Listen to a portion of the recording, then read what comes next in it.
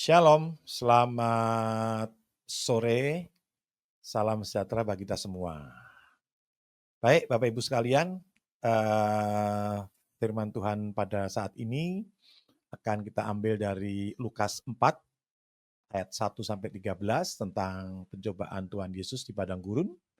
Sebelum kita membaca, mari kita satu dalam doa untuk kita mohon pimpinan daripada Allah Bapa di surga di dalam kita merenungkan firman dan menelaah apa yang menjadi kehendak Tuhan pada saat ini. Mari kita berdoa. Ya Allah Bapa yang bertahta dalam kerajaan surga, kami mengucap syukur dan terima kasih semua karena kemurahan-Mu, semua karena pimpinan-Mu, dan semua karena kasih setia-Mu. Sehingga kami boleh memberitakan firman ini untuk setiap orang percaya, dan biarlah Tuhan kami boleh melakukan ini sesuai dengan rencana-Mu. Kami berdoa untuk hamba-Mu, biarlah hamba-Mu boleh memberikan firman ini sesuai dengan apa yang ada pada Engkau ya Bapa. Dan biarlah firman ini boleh menjadi pelita bagi kehidupan kami hari lepas hari. Terima kasih Bapa, terima kasih Yesus, ampuni segala dosa dan kesalahan kami Tuhan, layakkan kami menjadi anak-anak-Mu yang setia. Dalam nama Tuhan Allah kami yang hidup, Tuhan kami yang selalu menyertai kami, memberi kehidupan yang kekal kepada kami landaskan doa ini. Orang percaya katakan, amin. Shalom, selamat sore Bapak Ibu sekalian. Salam sejahtera bagi kita semua. Mari kita merenungkan firman Tuhan. Kita buka dari Lukas 4 ayat 1 sampai dengan ayat yang ke-13. Saya akan baca untuk Bapak Ibu sekalian. Ayat yang pertama, Yesus yang penuh dengan Roh Kudus kembali dari Sungai Yordan lalu dibawa oleh Roh Kudus ke padang gurun. Ayat yang kedua, di situ ia tinggal 40 hari lamanya dan dicobai iblis. Luar biasa ya. Jadi 40 hari Tuhan Yesus ada di padang gurun dan dia dicobai iblis. Selama di situ ia tidak makan apa-apa dan sesudah waktu itu ia lapar.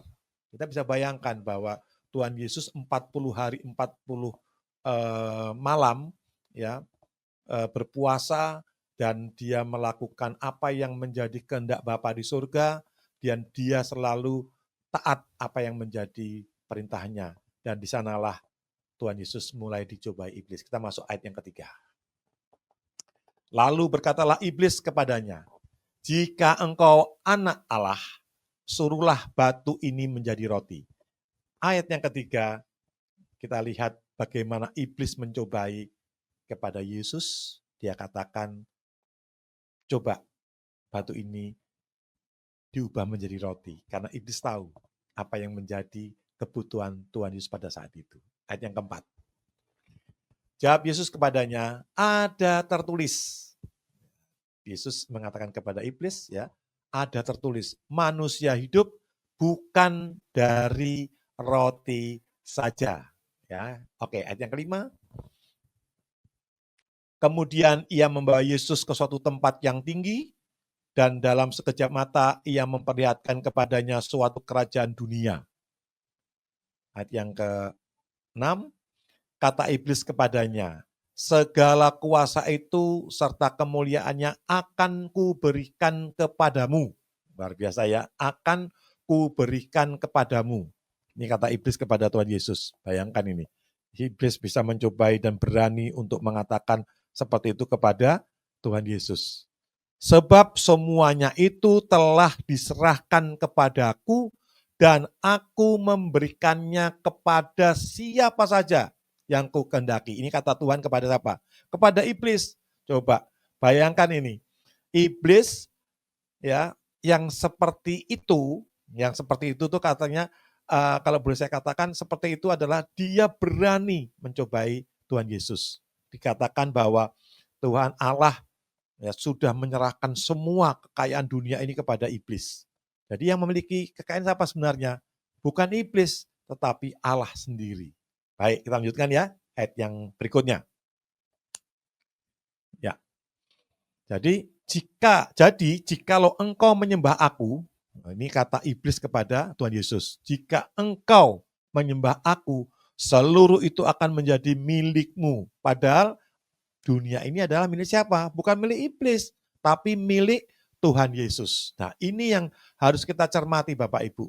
Bahwa iblis itu dikasih sekedar, mohon maaf nih ya, kata-kata sekedar ini tidak sepenuhnya, ya, sementara, ya, agar iblis ini bisa mencobai Tuhan Yesus. Wah, luar biasa ya, penyalahgunaan kewenangan ini yang luar biasa, kurang berkenan di hadapan Allah. Lanjut, ayat yang ke-8, kita baca ya. Tetapi Yesus berkata kepadanya, ada tertulis, engkau harus menyembah Tuhan Allahmu, dan hanya kepada Dia sajalah engkau berbakti. Jelas, ya. Seolah-olah di sini ada perang ayat antara iblis sama Tuhan Yesus, dikatakan bahwa ya, yang ayat ke-7 tadi dikatakan bahwa semuanya itu sudah diserahkan kepada iblis. Dan di ayat yang ke-8 Yesus juga mengatakan kepada iblis dengan ayat juga. Nah, dikatakan apa sana?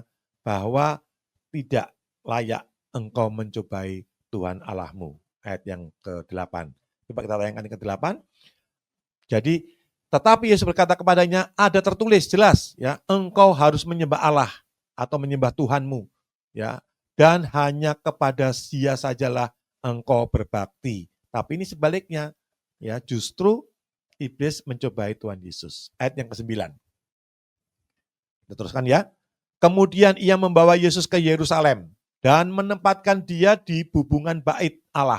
Lalu berkata kepadanya, jika engkau anak Allah, jatuhkanlah dirimu dari sini ke bawah. Coba Bapak Ibu ya, kita cermati ayat yang ke-9 ini. Kemudian ia membawa Yesus ke Yerusalem, menempatkan dia di bubungan bait Allah. Lalu berkata kepadanya, jika engkau anak Allah, jatuhkanlah dirimu dari sini ke bawah. Artinya apa? Dicobai lagi bahwa iblis mencobai atau iblis mencoba merayu dengan kata-kata yang manis kepada siapa? Kepada Yesus sendiri. Kalau engkau menjatuhkan, gak akan kamu terantuk kakimu sampai ke bawah.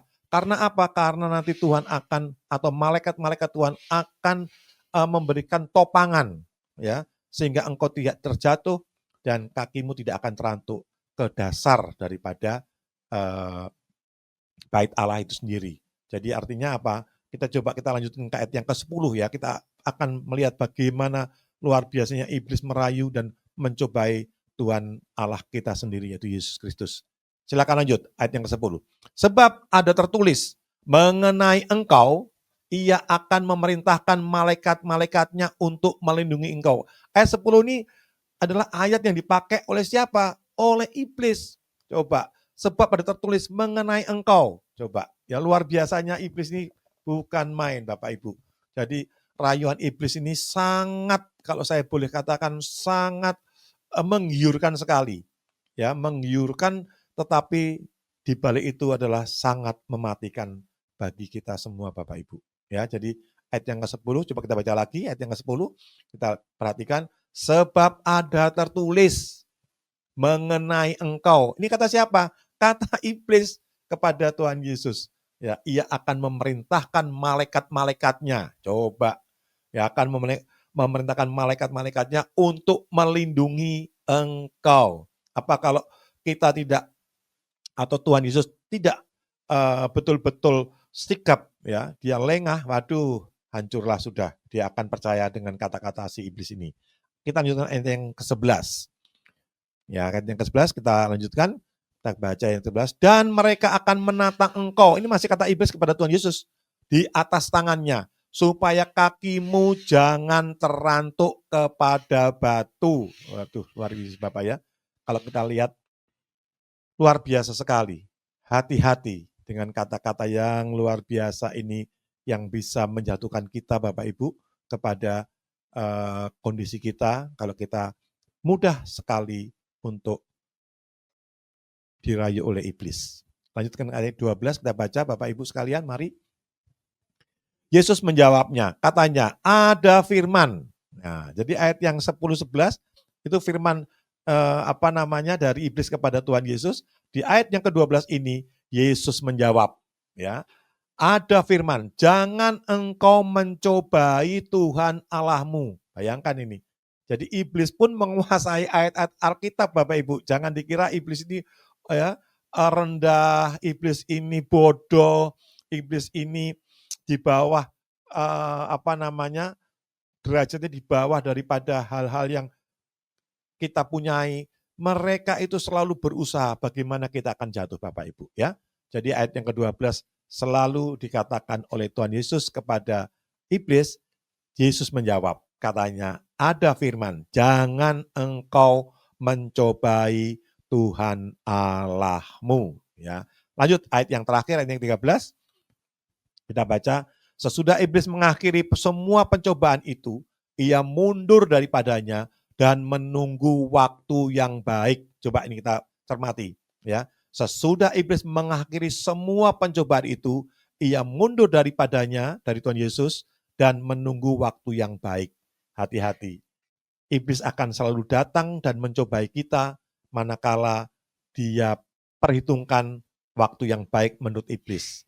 Tapi kita jangan khawatir Bapak Ibu, bahwa kita selalu dekat dengan Allah, itulah tumpuan daripada kita. Baik, kita akan ulas firman Tuhan ini Bapak Ibu, ya. Kenapa kita ini kok selalu dicobai oleh iblis, ya? Kita ingat Ayub. Ayub itu kalau dikatakan di Ayub 1, ya, ayat yang ke-1 sampai 11 kita lihat, ya, bahwa Ayub itu apa? Bagus sekali. Ayub itu saleh, takut akan Tuhan, apalagi dia selalu mengandalkan Tuhan dalam hidupnya, dan dia kaya raya, luar biasa. Tapi kata iblis, ya, Ayub pun kalau orang bahasa Jawa katakan diireni oleh iblis. Dia katakan apa? Tuhan, coba kalau Ayub itu, ya, kalau Ayub itu tidak engkau berkati, tidak engkau kasih kemuliaan, kira-kira bagaimana? Apakah dia tetap setia kepada engkau Tuhan? Ya, mengapa sampai demikian iblis itu? Karena dia iri dengan Ayub, ya, udah kaya raya, ya, dia taat, takut akan Tuhan, saleh. Coba Bapak Ibu, ya, tidak ada sedikit pun cacat daripada Ayub ini. Tapi Ayub boleh merasakan bahwa ini adalah sesuatu yang luar biasa daripada Allah. Tapi iblis tidak demikian. Dia selalu apa? Dia selalu mencobai. Dia nawar kepada Tuhan. Coba Tuhan, kalau engkau tidak memberkati Ayub, kira-kira Ayub masih setia enggak sama engkau Tuhan? Itu kira-kira iblis mencoba untuk kepada Ayub ini sendiri. Tapi Ayub betul-betul dicobai iblis, tapi Tuhan minta satu, engkau tidak mempunyai kuasa atas nyawa Ayub. Artinya apa? Ayub tidak boleh diambil nyawanya oleh iblis. Dan itu benar, ya, akhirnya iblis ini berusaha, ya, anak-anaknya diambil, kekayaannya diambil, dia bahkan kalau boleh kita ngomong, ya, diberi penyakit, ya, korengan luar biasa dari ujung kepala sampai ujung kaki. Kalau dia bahkan bukan itu saja, bahkan Ayub sendiri ini sampai, ya, kurang, atau kalau boleh saya katakan Ayub ini masih dibuat lebih parah lagi, tidak hanya kehilangan anggota keluarganya, kekayaan dan sebagainya, tapi Ayub ini juga dibuat oleh iblis agak sedikit gila, ya, dengan kondisi seperti itu. Bahkan orang terdekat daripada Ayub, istrinya, mengatakan, dengan demikian apakah engkau Ayub masih percaya dengan Allahmu? Ya, tapi luar biasanya Ayub. Jadi Bapak Ibu, kalau kita kembali kepada Lukas 4 ayat 1 sampai 13, jadi ada kebutuhan dasar, kebutuhan sekunder, dan juga ada kebutuhan tersier yang iblis selalu masuk. Kebutuhan dasar apa kita yang boleh kita lihat? Bahwa Tuhan Yesus pada saat itu dia merasa lapar. Pasti yang namanya orang puasa, jangankan puasa 40 hari 40 malam, puasa 1 hari saja, ya, kita pasti akan menahan yang namanya haus dan lapar. Gitu ya. Apalagi ini Tuhan Yesus yang 40 hari 40 malam di padang gurun. Iblis tahu dia butuh yang namanya makanan. Maka dia katakan kepada Tuhan Yesus, iblis ini, kalau engkau anak Allah, rubahlah ya batu ini menjadi roti. Tapi Yesus tidak menghiraukan iblis. Itu kebutuhan dasar daripada manusia.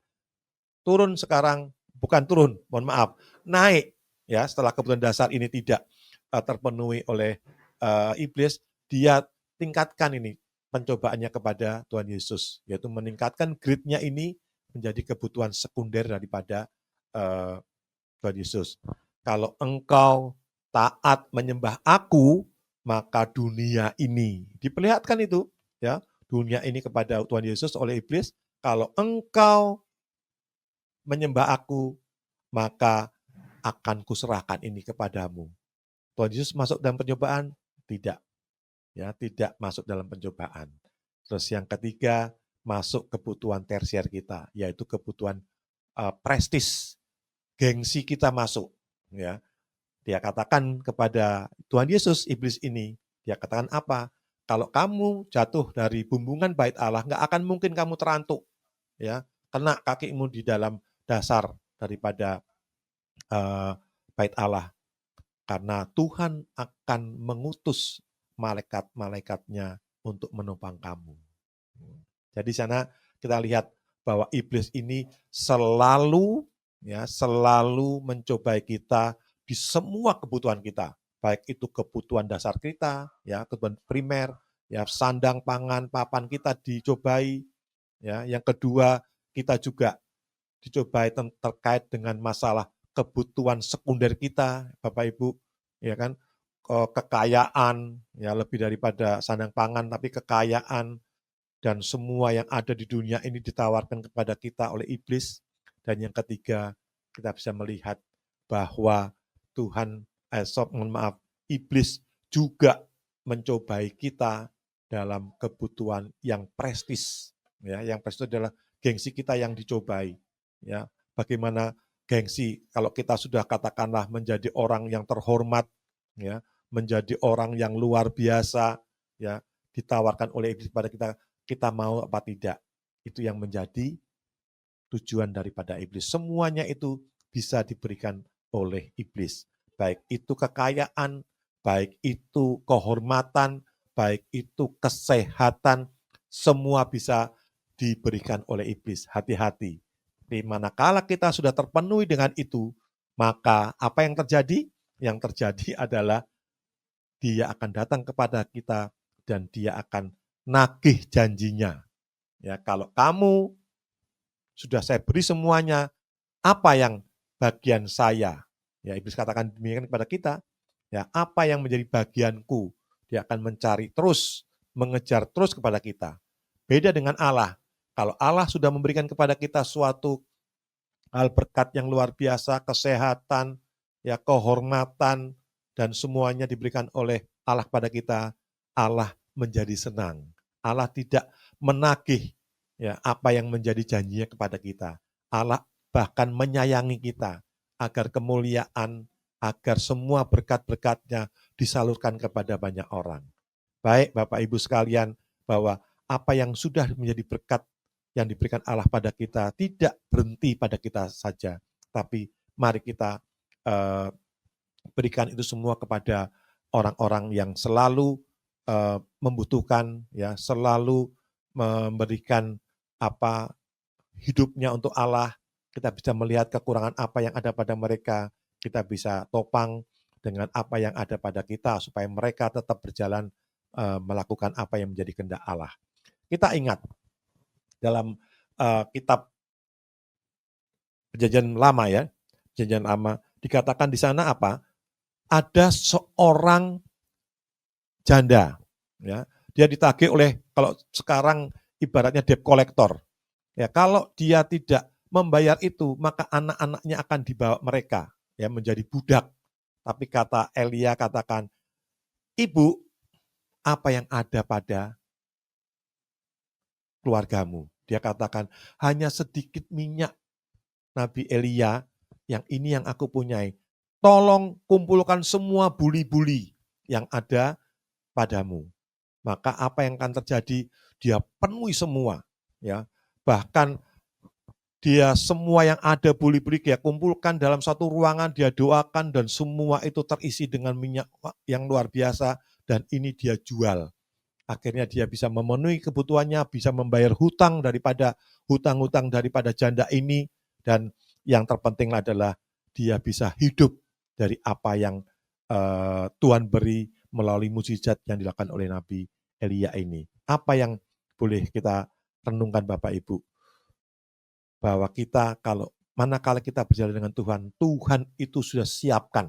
Tuhan sudah berikan apa yang menjadi kebutuhan kita. Jangan khawatir.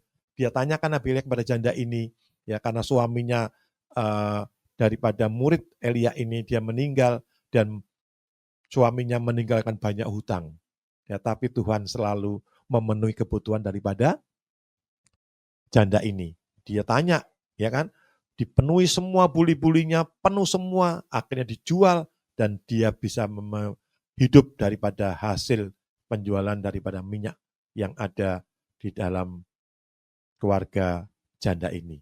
Kita bisa belajar lagi pada manakala di perjalanan bangsa Israel keluar dari Mesir, dia melalui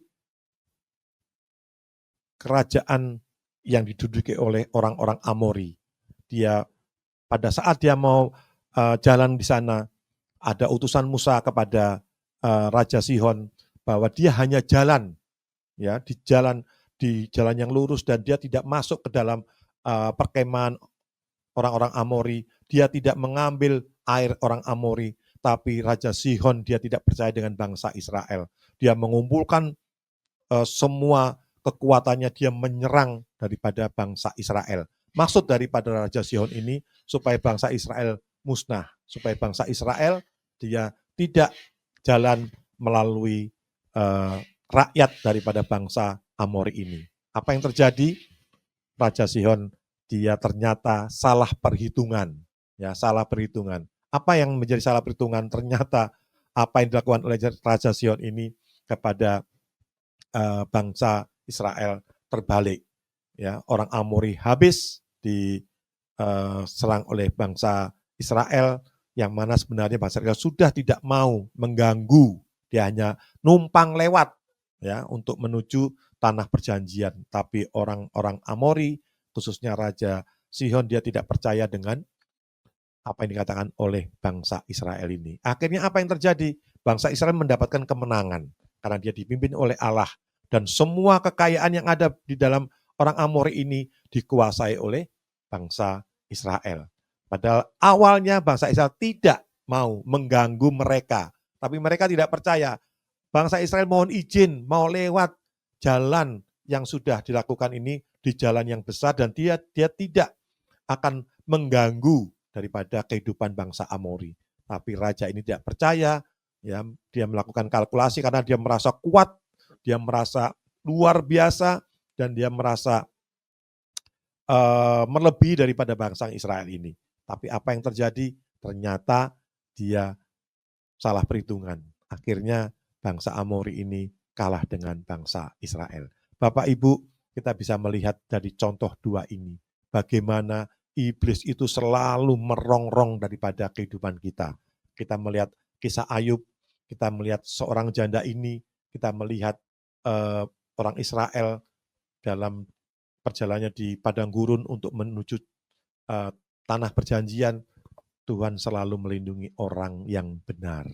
Marilah Bapak Ibu, kita selalu hidup benar, kita selalu melakukan apa yang menjadi kehendak Allah Bapa di surga dalam kehidupan kita, supaya kita bisa melakukan apa yang menjadi kehendak Allah.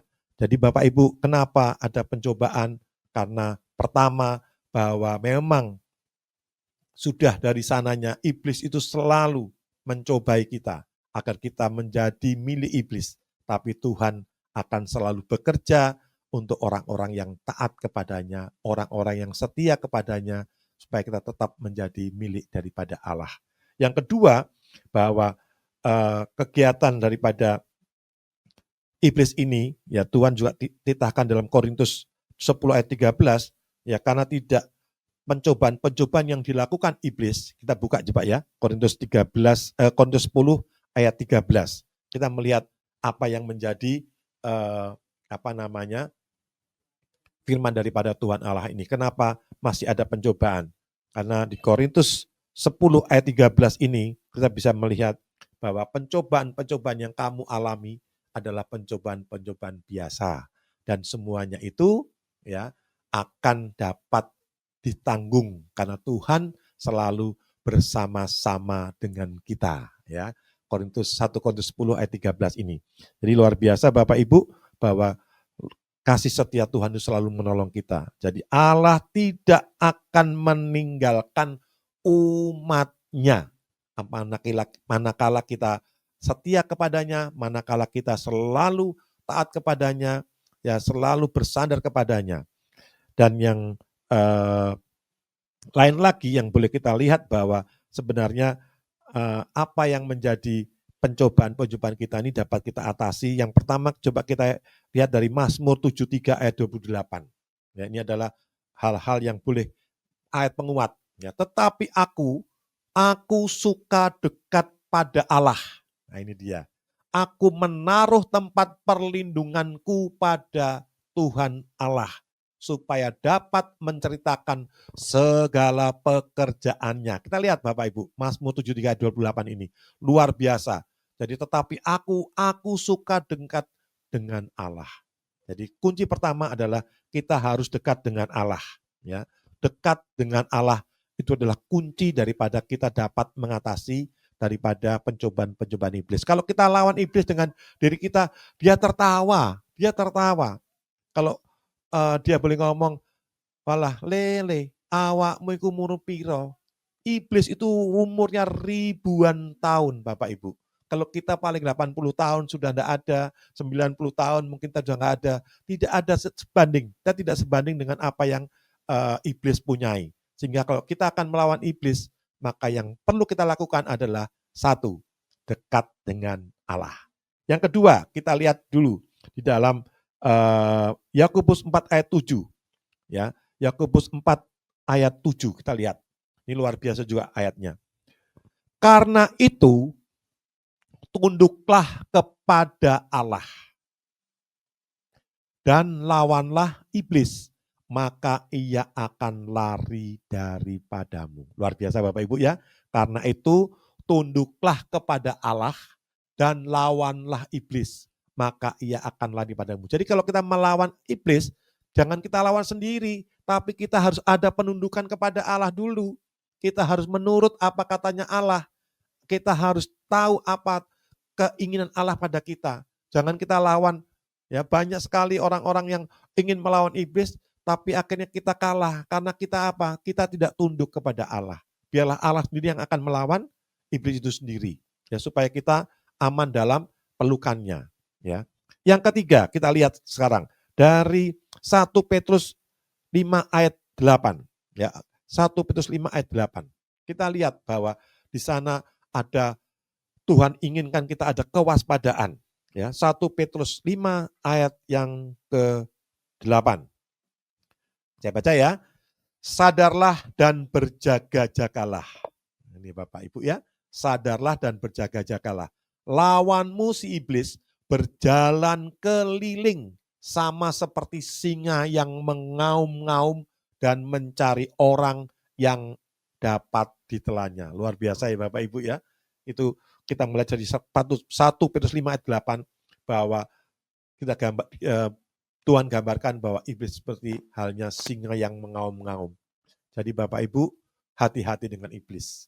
Hati-hati. Tapi sekarang iblis ini zaman sekarang sudah tidak seperti singa, ya, dia seperti halus, dia merayu kepada kita seperti halnya 2000 tahun yang lalu Tuhan Yesus dirayu oleh iblis, ya, mencoba untuk mengubah batu menjadi roti, ya, ditawarkan kekayaan yang luar biasa di dunia ini. Yang ketiga, ya, gengsinya Tuhan Yesus, dia tawarkan, kalau kamu akan jatuh dari bait Allah, nggak akan mungkin kamu terluka. Coba ya, kita akan melihat bagaimana iblis itu tidak putus-putusnya dan dia hilang dan dia katakan, maka aku akan datang dengan waktu yang lebih baik. Bapak Ibu, waspada sekali lagi. Yang keempat, ya kita lihat di dalam Matius 4 ayat 10. Bagaimana kita harus mengatasi penyembaan. Matius 4 ayat 10. Luar biasa. Kita harus punya ayat-ayat yang harus bisa kita pakai untuk melawan iblis. Ya, Markus 4 ayat 10 akan saya bacakan. Maka berkatalah Yesus kepadanya, enyahlah iblis, sebab ada tertulis, engkau harus menyembah Tuhan Allahmu dan hanya kepada Dia sajalah engkau berbakti. Luar biasa Bapak Ibu ya, Matius 4 ayat 10 ini, bahwa maka berkatalah Yesus kepadanya, enyahlah iblis, sebab ada tertulis, engkau harus menyembah Tuhan Allahmu dan hanya kepada Dia sajalah engkau berbakti. Jadi hanya kepada Allah saja kita berbakti. Ya, apapun itu Tuhan akan menjanjikan perjanjian Tuhan dengan kita melalui Abraham luar biasa dan itu pasti akan digenapi. Ya, baik. Selanjutnya kita akan lihat ayat selanjutnya. Kita lihat dari Roma 8 ayat 28. Roma 8 ayat 28. Kita lihat ya. Kita tahu sekarang bahwa Allah turut bekerja dalam segala sesuatu untuk mendatangkan kebaikan bagi mereka yang mengasihi Dia. Jadi kalau kita mengasihi Allah, kita memberikan kekuatan pada diri kita melalui kekuatan yang berasal daripada Allah. Ya, kita akan mengasihi Allah dan itu akan menjadi kekuatan kita, yaitu bagi mereka yang terpanggil sesuai dengan rencana Allah. Bapak Ibu percaya bahwa kita menjadi orang-orang terpanggil sesuai rencana Allah? Saya percaya bahwa kita adalah orang-orang yang terpanggil sesuai dengan rencana Allah. Sehingga kita jangan sampai mudah tergoda oleh iblis. Baik itu rayuan yang menggiurkan apapun itu. Karena memang sangat sekali menggiurkan apa yang ditawarkan oleh iblis. Bahkan kekayaan, tidak hanya kekayaan, kesembuhan mungkin bagi mereka yang mengalami penyakit-penyakit, juga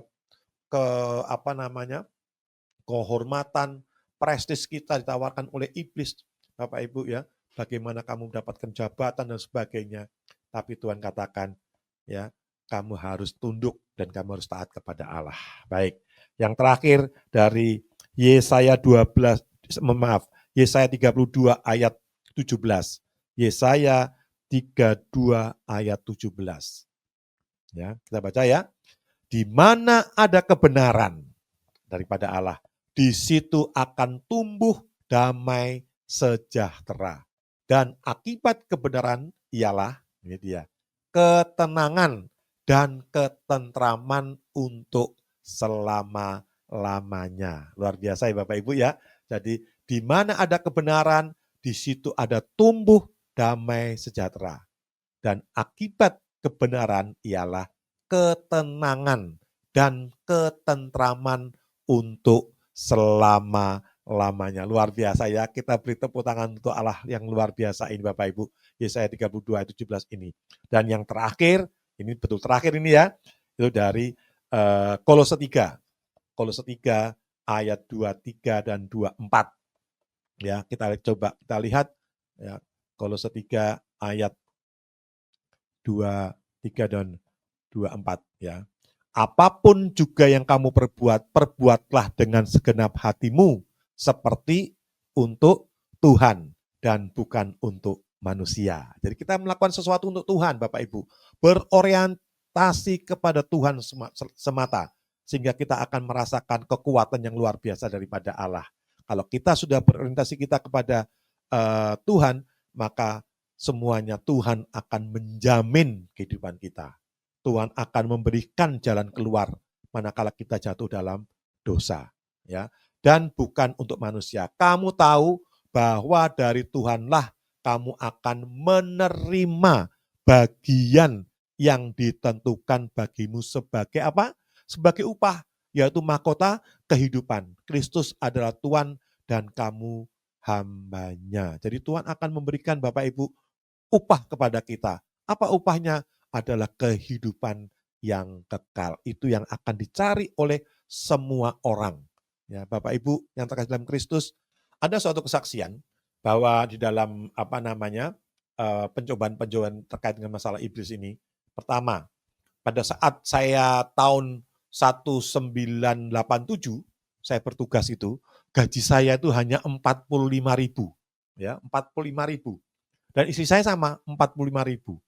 Ya, memang pada saat kehidupan seperti itu, ya, pada saat saya baru berumah tangga kurang lebih tahun 90-an, ya, kebutuhan luar biasa, ya, banyak sekali. Ya, ini berkaitan dengan firman yang tadi, ya, kebutuhan banyak sekali, apalagi kita masih berumah tangga. Kami betul-betul hidup dari mulai nol, Bapak Ibu, ya. Tapi apa yang boleh kita lakukan, ya kita tapai hari lepas hari, pelan-pelan kita lalui, ya dengan pergumulan hidup, ya kita selalu berdoa, mohon Tuhan menyertai, tapi selalu pergumulan itu selalu ada, silih berganti.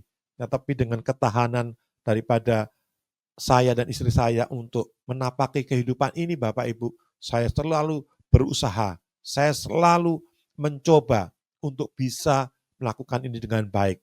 Tapi ternyata luar biasa. Itu kita lampaui hari lepas hari sampai dengan hari ini, Bapak Ibu. Ya, anak saya 2, ya saya sudah punya cucu 2, anak saya juga sudah berkeluarga yang pertama, yang kedua juga sedang ngambil S2.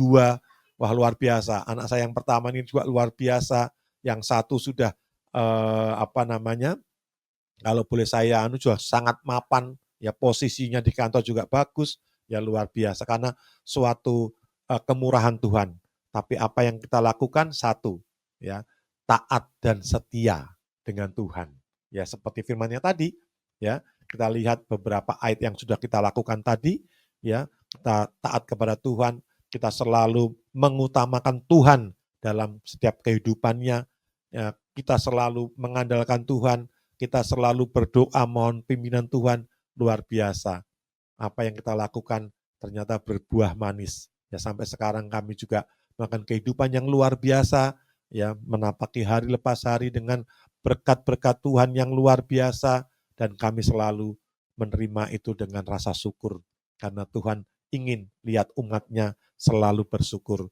Kalau kita feedback ke belakang memang luar biasa, ya kehidupannya naik turun, tapi Tuhan di dalam kita pada saat kita turun, Tuhan ingin selalu memperlihatkan kuasanya kepada umat manusia. Dan itulah Bapak Ibu, kita harus memang selalu setia. Kita harus taat, karena Tuhan ingin bukan orang pandai, tapi orang taat dan yang setia. Dan nanti akan Tuhan perlengkapi semuanya.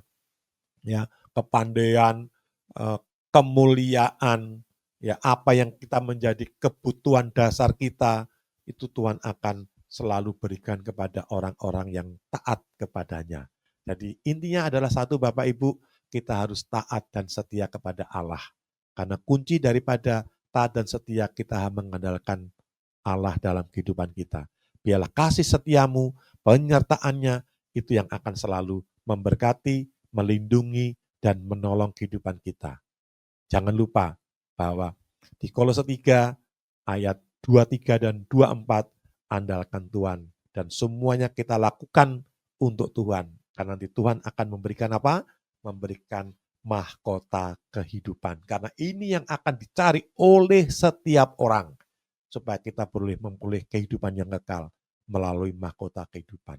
Dan biarlah kasih Kristus, ya, apapun pekerjaan kita, mau kita berdagang, mau kita menjadi pegawai negeri, dan sebagainya, ya pertama adalah andalkan Tuhan. Akan memberikan kita ya sesuatu motivasi yang benar dalam bekerja.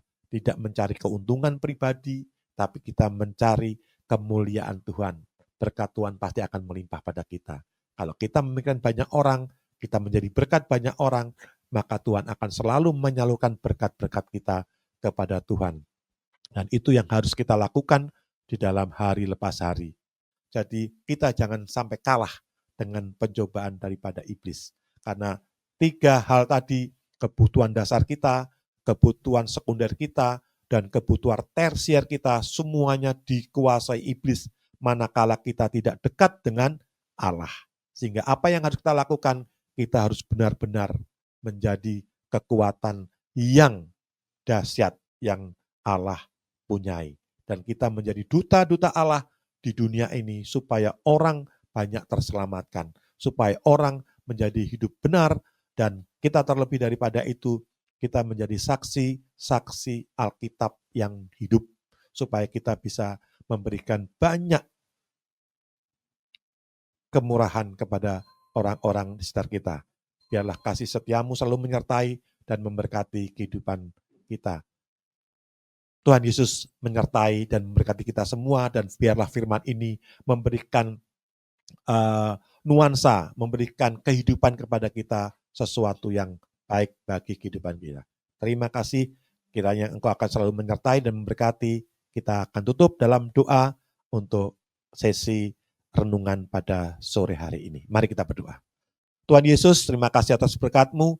Biarlah firman-Mu ini boleh menerangi dan memberikan nuansa, memberikan aura, memberikan gaya hidup kami untuk kami selalu dekat dengan Engkau ya Bapa. Kami percaya iblis tidak akan diam dan dia akan selalu berusaha mencari apa yang menjadi kehendaknya untuk merebut manusia daripada tangan-Mu ya Bapa. Untuk itu Tuhan, kuasai hati pikiran kami supaya kami selalu menyertai, supaya kami selalu memberkati orang-orang dekat kami, dan biarlah kuasa Roh-Mu yang akan menguatkan kami menjadi orang-orang yang kuat di dalam pencobaan-pencobaan yang diberikan iblis kepada kami semua. Terima kasih Bapa, doa ini boleh kami alaskan hanya di dalam satu nama, di dalam nama yang sangat dahsyat, yaitu Allah Bapa yang bertahta dalam kerajaan surga, dalam Yesus Kristus anaknya yang kudus. Dalam nama Yesus kami telah berdoa. Amin.